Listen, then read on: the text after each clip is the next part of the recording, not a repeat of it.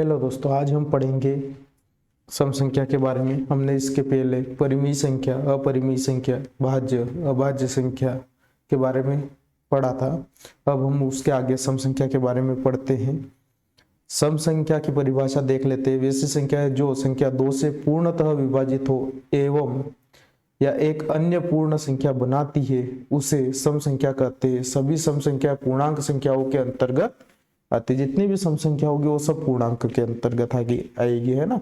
कोई भी दशमलव या अनुपात के रूप में, बट्टे के रूप में नहीं आएगी। ठीक है, तो हम इसके उदाहरण देख लेते हैं। जैसे सम संख्या के उदाहरण, सम संख्या के उदाहरण में आप देख सकते हो 2 से विभाजित 2 होती है, 4, 6, 8।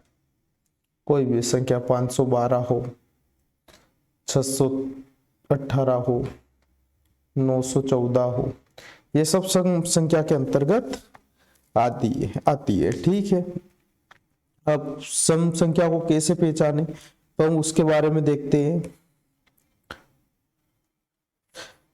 उसके अंतिम अंकों को देखकर पहचानते हैं ना। अंतिम अंक कैसे, जैसे यहाँ पर 2, 4, 6, 8, यहाँ पर भी 2, 8, 4 है ना। मतलब कौन से, एक तो 0 हो, 2 हो, 4, 6, 8।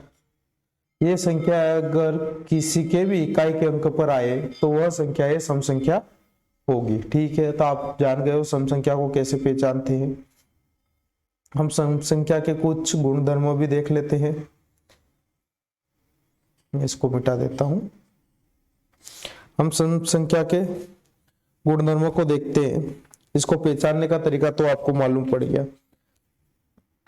अब अगर इनको छोड़कर, जैसे 0, 2 के बीच में क्या 1, अगर किसी संख्या के आखिरी में 1 आए, 3 आए, 5 आई, 7 आई या 9 आए तो वो भी सम संख्या होगी। इकाई के अंक पर यह संख्या होगी तो। ठीक है, अगर इसके सिवाय 0, 2, 4, 6, 8 हो तो यह सम संख्या होगी। सेकेंड, 2 से भाग देकर, है ना। उसको और कैसे पहचान सकते हो आप, 2 से भाग देकर देख लो संख्या को। अगर 2 से विभाजित होगी तो वह संख्या भी सम संख्या हो गई। ठीक है, सम संख्या के बारे में और उसके गुणधर्मों के बारे में हम पढ़ लेते हैं। सम संख्या को दोनों, अगर 2 सम संख्याओं को जोड़ते हैं तो हमें सम संख्या ही प्राप्त होती है। जैसे अगर मैंने 2 और 4 तो कितना हुआ 6, मैंने 8 और 16 जोड़ लिया तो कितना होगा 24। तो हमेशा क्या होगी, 2 अगर सम संख्या को जोड़ेंगे तो हमें प्राप्त संख्या भी क्या प्राप्त होगी, सम संख्या। ठीक है, ये इसका पहला गुणधर्म है। दूसरा, एक सम और विषम संख्या को जोड़ने पर हमें विषम प्राप्त होती है। ठीक है, एक सम संख्या जोड़ेंगे और एक विषम तो हमें कौन सी संख्या प्राप्त होगी, विषम। जैसे यहाँ पर ये देख लेते हैं, हमने 4 की जगह 7 जोड़ लिया तो 9, क्या प्राप्त हुआ, विषम। ये सम है, ये विषम।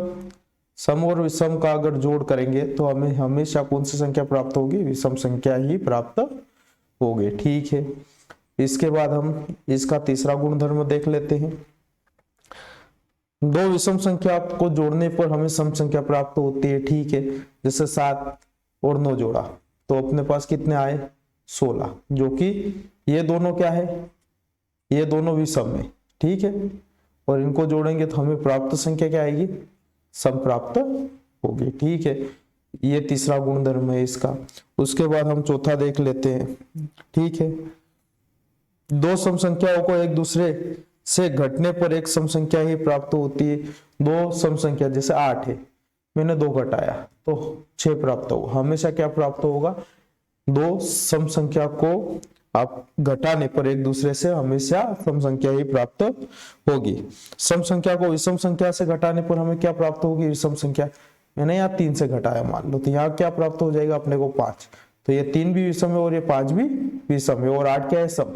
तो सम में से अगर विषम को घटाया या विषम में से सम को घटाया तो हमें विषम संख्या ही प्राप्त होगी। विषम से विषम को घटाने पर सम संख्या प्राप्त होती है। ठीक है, अगर मैंने 9 में से मैंने आप कोई भी 5 मान लो तो हमें 4 प्राप्त होगा। तो क्या हुआ, विषम में से अगर विषम घटाएंगे तो हमें कौन सी संख्या प्राप्त होगी, हमेशा सम संख्या ही प्राप्त होती है। और सम संख्या को एक दूसरे से गुणा करेंगे तो हमें क्या प्राप्त होगा, सम संख्या। जैसे मैंने 2 का 4 में गुणा किया तो क्या प्राप्त हुआ 8, यानी सम का अगर सम में गुणा करेंगे तो हमें सम संख्या ही प्राप्त होती है, और सम को विषम से गुणा करेंगे तो भी हमें सम संख्या प्राप्त होगी। जैसे मैंने 5 में गुणा कर दिया 6 का तो 30 आया, तो 30 भी क्या है एक सम संख्या, यानी एक विषम और सम का गुणा करेंगे तो भी हमें सम संख्या ही प्राप्त होती है। विषम और विषम संख्याओं का गुणा करने पर विषम संख्या ही प्राप्त होगी, ठीक है। यानी मैंने यहाँ पर लिख दिया 3 में 5 का गुणा करेंगे तो क्या आएगा 15, मतलब ये विषम का विषम में गुणा करेंगे तो हमेशा विषम संख्या प्राप्त होगी, उसमें सम संख्या प्राप्त नहीं होती है, ठीक है। तो ये हमने गुणधर्म भी देख लिए इसके। अब हमें 1 से 100 तक में